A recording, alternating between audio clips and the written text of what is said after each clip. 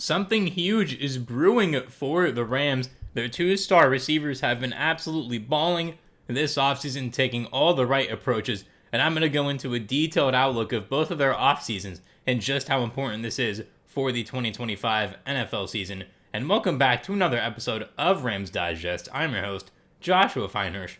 And before we get into today's video, make sure to hit that subscribe button and hit that bell so you do not miss any daily new Rams Digest videos coming at you, covering all things Rams. We are on the road to 4,000 subscribers by training camp. It's around a month away from now, and both Josh and I truly believe we can hit this goal. We're almost at 3,670 subscribers. We're only 330 away, so we believe we can definitely get that within the next month. So make sure to hit that subscribe button so we go into training camp absolutely roaring in the subscribers. And now to our main story of today, Davante Adams. And the new budding aspects of football this is brought on for Sean McVay as well. This story brought to us by Ramblin' Fan as we get into that right now. The Los Angeles Rams front office faced a monumental task in the offseason. The personnel and scouting departments were tackled with the challenge of upgrading the offense, even as decisions were made to part ways with veteran wide receivers Cooper Kupp, Demarcus Robinson, and Tyler Johnson. Making matters worse, Kupp, Johnson, and Robinson had a combined 14 receiving touchdowns in 2024, and the entire Rams offense combined only had 22 receiving touchdowns last year.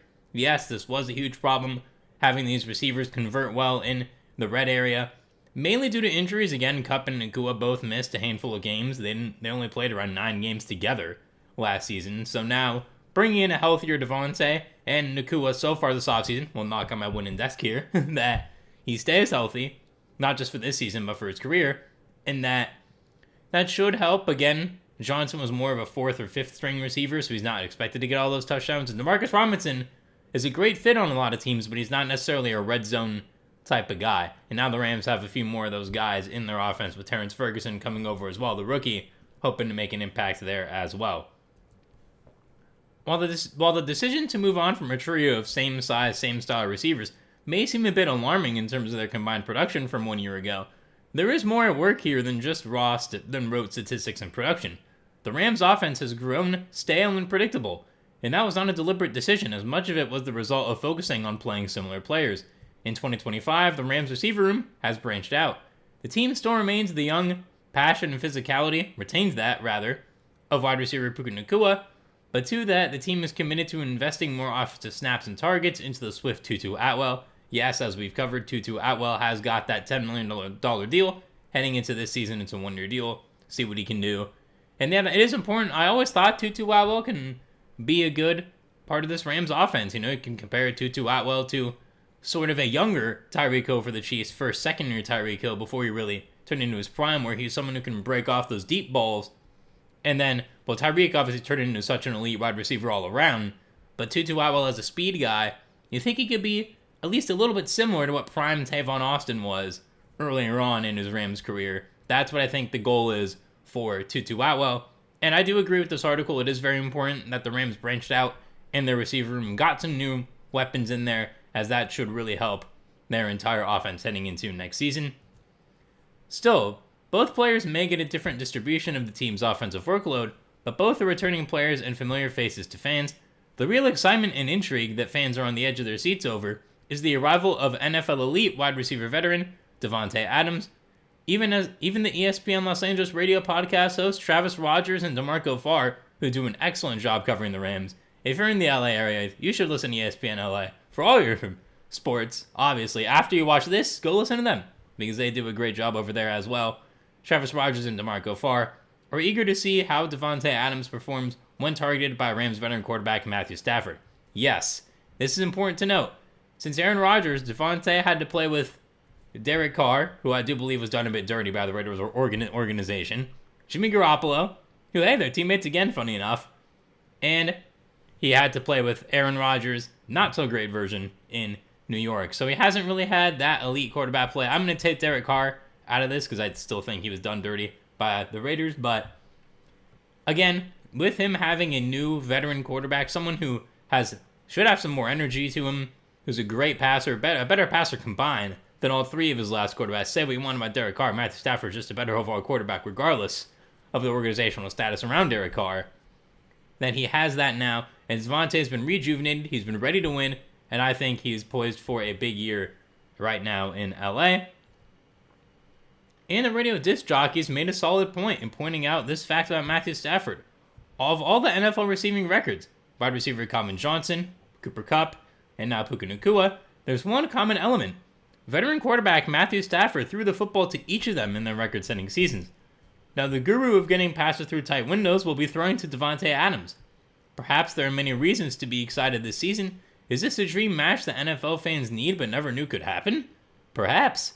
But that is just one of the reasons for Rams fans to be optimistically excited about the 2025 NFL season with wide receiver Davante Adams on the roster. Yes, yes, and yes. I've been so excited ever since the Rams got Davante. I thought it was an absolutely amazing signing and a great fit. Again, it's a short-term deal.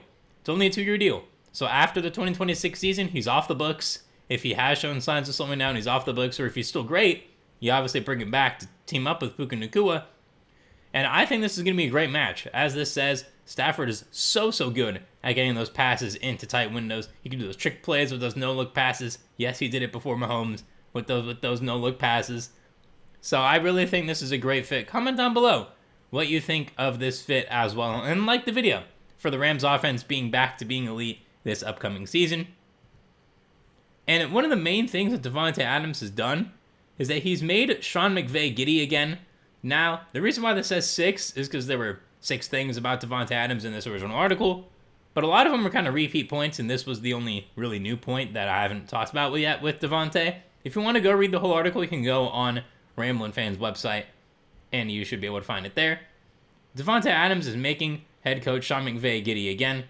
It's nothing new for an NFL team to welcome a veteran addition on the roster by featuring their highlight reels and accomplishments for his new teammates in the opening meeting of players and coaches. But Rams head coach Sean McVay has taken that age-old tradition to new heights with veteran wide receiver Davante Adams. Yes, he definitely has here. And let's be brutally honest as well. Well, actually, before we get to that, we have a Sean McVay quote about Davante and his new fit with the Rams. I think the important thing is to authentically engineer opportunities to be able to build people up. And that right there, everybody clap it up. Clap it up. That is absolutely amazing coaching from Sean McVay. That's what you need to do for every player. You got to build them up. You got to believe in them. And that's how they'll get their opportunities. And with McVay, finding opportunities for Adams won't be too difficult to get the ball, but it needs to happen naturally, and I think McVay will do such a good job at that already. And now let's be brutally honest. The Rams offense has not been trending in the right direction of late. The offense seemed to peak in the 2017 and 18 seasons when the team was still led by quarterback Jared Goff and powered by the superb versatile running back Todd Gurley. Like this video for Todd Gurley being mentioned. My favorite Ram of all time. Corey Littleton's my second favorite, but we got Todd Gurley as my favorite Ram of all time. The Rams offense has struggled to recapture the magic of that offense. Yes, it has. Although I will say I feel like their offense has changed. It's not a bad offense by any means. I agree with what they're saying that it hasn't been as versatile because, again, Todd Gurley at his peak was such an important running back. Again, like he was kind of like what Christian McCaffrey was to the Niners the year they made the Super Bowl. That's kind of the best comparison I have for Todd Gurley. Guys who can catch the ball at an elite rate and guys who can rush the ball at an elite rate are so rare to find. You can find guys that are good at both, but guys that are elite at both are so rare, and those two have it, and that's what made that Rams offense so magical. But the winds of change are blowing in a new direction. Rams head coach Sean McVay is not just a solid head coach. He has a discerning eye for elite NFL performances, and he is downright giddy in his highlights breakdown of the Rams' newest veteran offensive weapon. And this was not about hyping the veteran up, not now blowing smoke to let down Davante Adams' guard. This was bona fide respect, an homage to a veteran who brings so much to the team. The Rams offense has been begging for someone to not only shake the funk out of the offense, but to inspire head coach Sean McVay once again. And yes, Davante Adams is definitely the player who can do that. And I want you to comment down below right now. What do you think Davante Adams' stats are going to be? Again, I have 98 catches because I do believe with Puka, he will not get to that 100 catch mark. Actually, no, scratch that. Sorry, not 98 catches. I have 81 catches, 1,185 yards, and I have 10 touchdowns. I do think he leads the team in touchdowns, getting that double-digit mark. So comment that down below as well, what you think his stats will be. And now we have to go on to our second story of today with Puka Nacua. and his offseason reps meaning a little bit more than just himself this offseason. This story, again, brought to us by a Ramblin' Fan. As he prepares to enter his third NFL season, just how good is Los Angeles Rams star wide receiver Puka Nacua? From gross statistics, he was better in his rookie season, putting up 1,486 yards on 105 receptions. However, he needed 16 and a half football games to achieve that record-shattering NFL performance. In 2024, he played in just 11 games and recorded 990 receiving yards and 79 receptions. If you work that out to the same game schedule, it comes in at the same high water mark as his rookie season.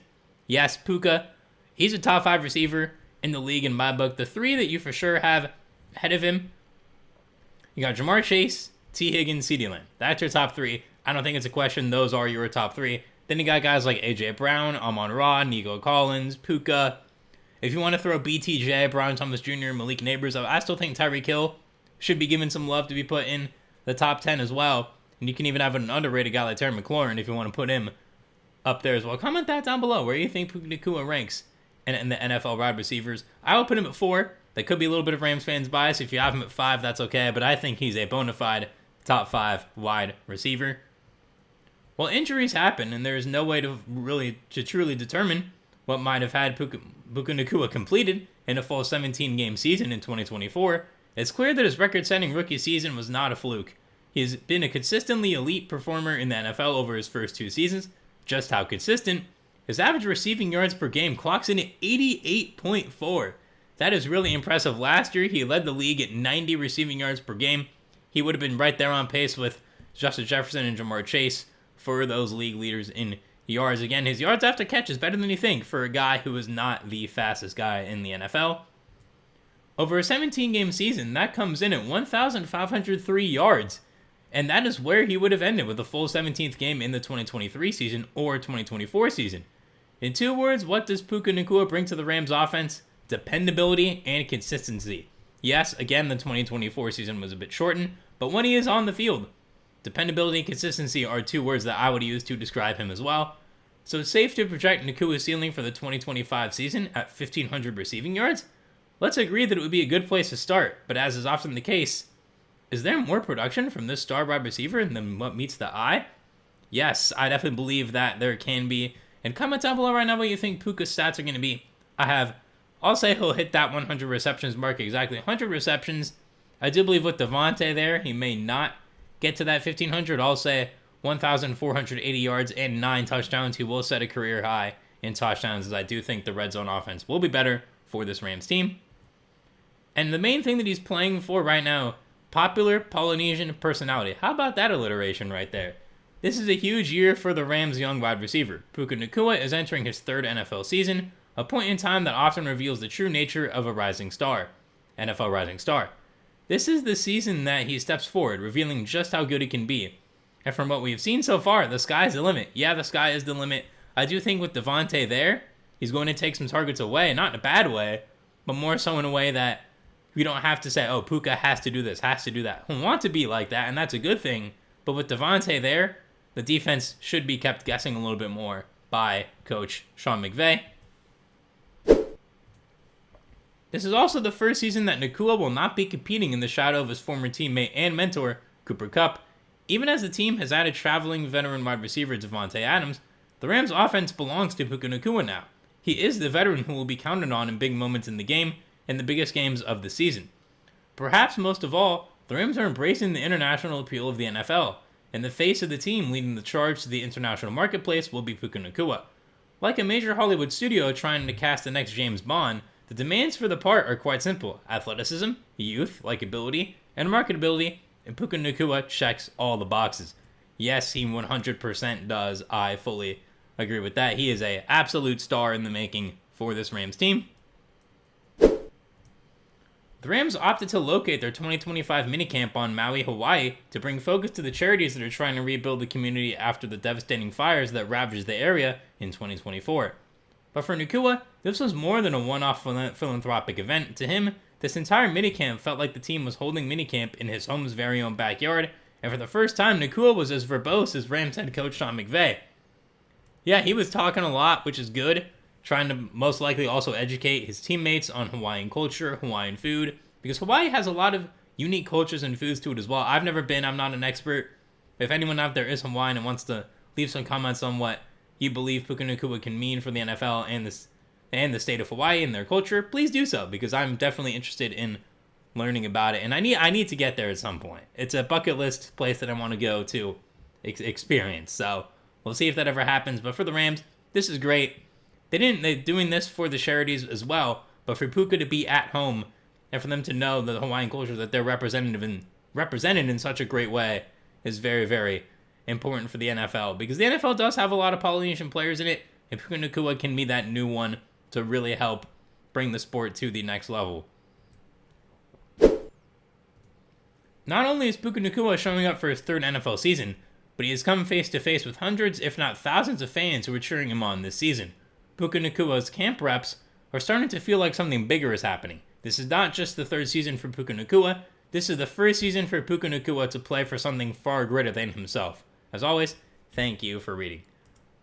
Yeah, definitely, I agree. I think Puka's playing for a lot more this year because those wildfires just ravaged through Hawaii and caused so much devastation. He's playing for his state, his culture, his hometown, everything in between, and I believe he's in for a massive year. And that is all for this episode of Rams Digest. Thank you very much for watching. Leave your comments down below, your thoughts on this duo, your thoughts on Puka playing for his Hawaiian culture and what that means for the Rams and himself. And leave down below your stat predictions for both teams, for both players rather, Puka and Davante. As always, I've been your host, Joshua Finehirsh. Thank you very much for watching. Remember to like this video as well for the Rams offense being dynamic and for a Todd Gurley mention in this video. I've been your host, Joshua Finehirsh. Thank you for watching as always. I hope you enjoyed this episode of Rams Digest. I'll see you soon for another one, and have a great rest of your day.